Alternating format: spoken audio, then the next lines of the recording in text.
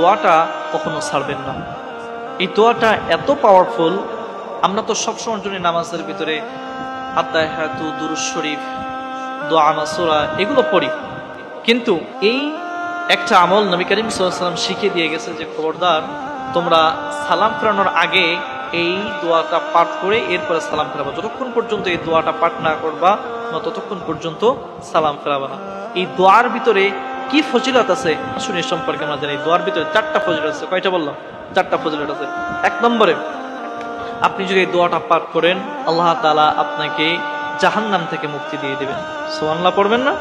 সুবহানাল্লাহ পড়েন। 2 নম্বরে, আল্লাহ তাআলা কবরের আযাব থেকে আপনাকে মুক্তি দিয়ে দিবেন। 3 নম্বরে, আপনার যে মৃত্যুটা হবে সেই মৃত্যুটা ঈমানের হালাতে হবে। এবং 4 নাম্বার এবং সর্বশেষ যেটা সেটা হলো দাজ্জালের ফিতনা থেকে আল্লাহ তাআলা আপনাকে বাঁচিয়ে দিবেন।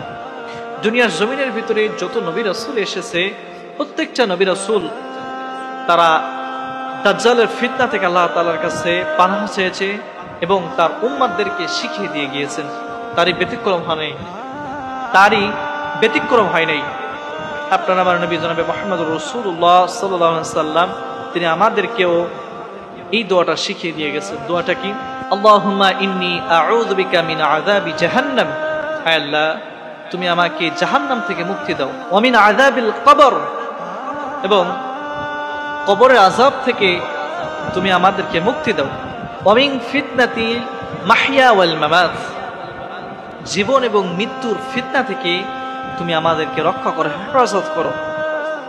কত সুন্দর কথা দেখেন, জীবন এবং মৃত্যুর ফিতনা।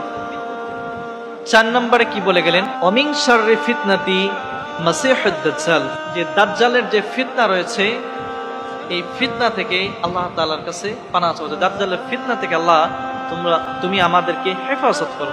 কত সুন্দর কথা, যে জাহান্নামের আযাব থেকে তুমি রক্ষা করো, কবরের আযাব থেকে রক্ষা করো, এবং জীবন এবং মৃত্যুর ফিতনা থেকে আমাদেরকে হেফাজত করো। 4 নম্বরে কি?